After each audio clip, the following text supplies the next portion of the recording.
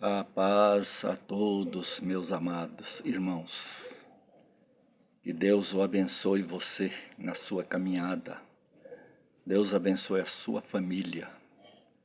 Deus abençoe os seus projetos, os seus negócios, a sua saúde, principalmente, né? Porque Deus nos dá longevidade de vida, mas só que nós temos que falar com Ele para nos dar saúde também. E isto é maravilhoso.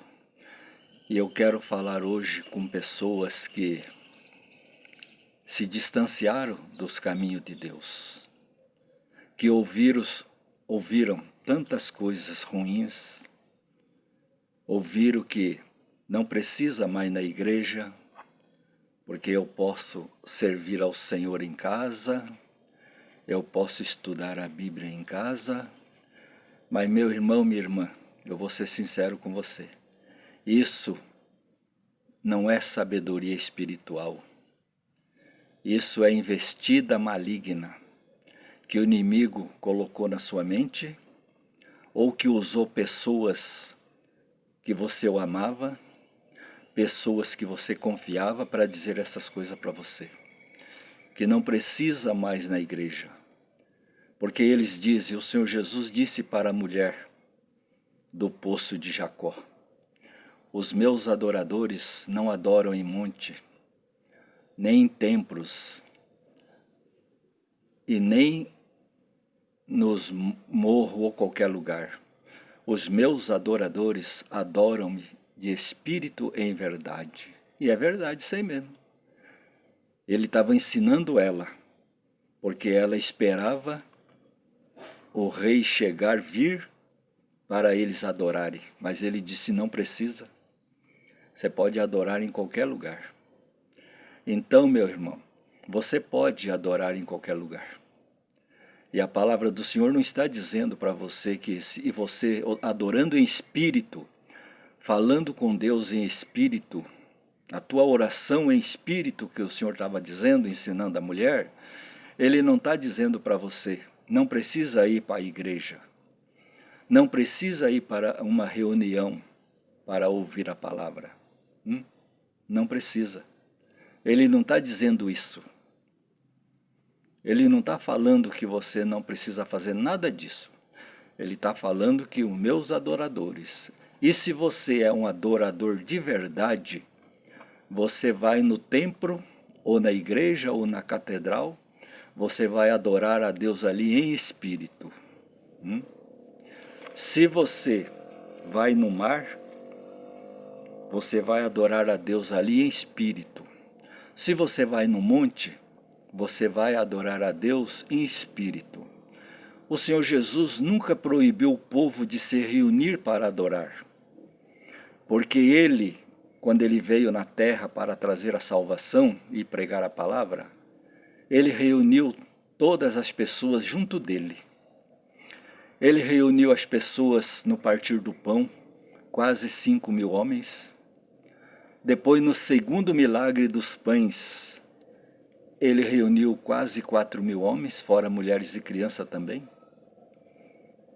Na casa onde o paralítico foi descido pelo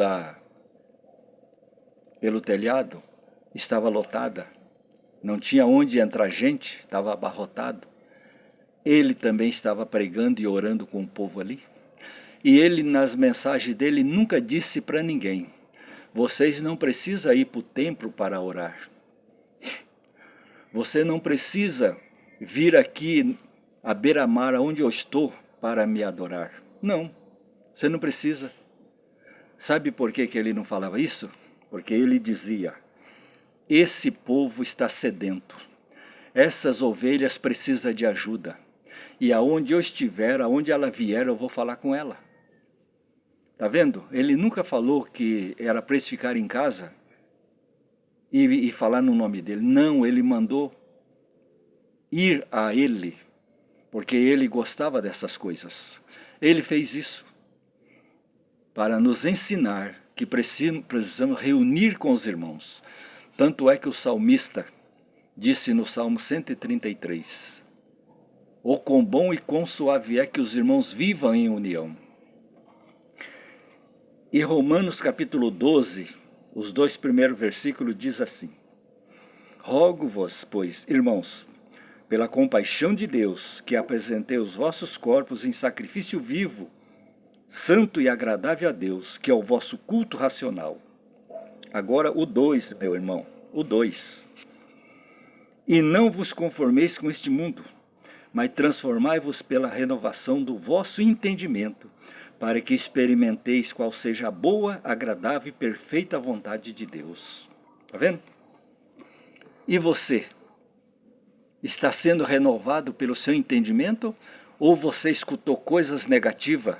Você não precisa disso, você não precisa daquilo, você pode orar em casa, você pode ler a Bíblia em casa. Quantas vezes você ouviu isso? E agora, e a renovação da sua mente? Está nessas pessoas ou está em Cristo Jesus?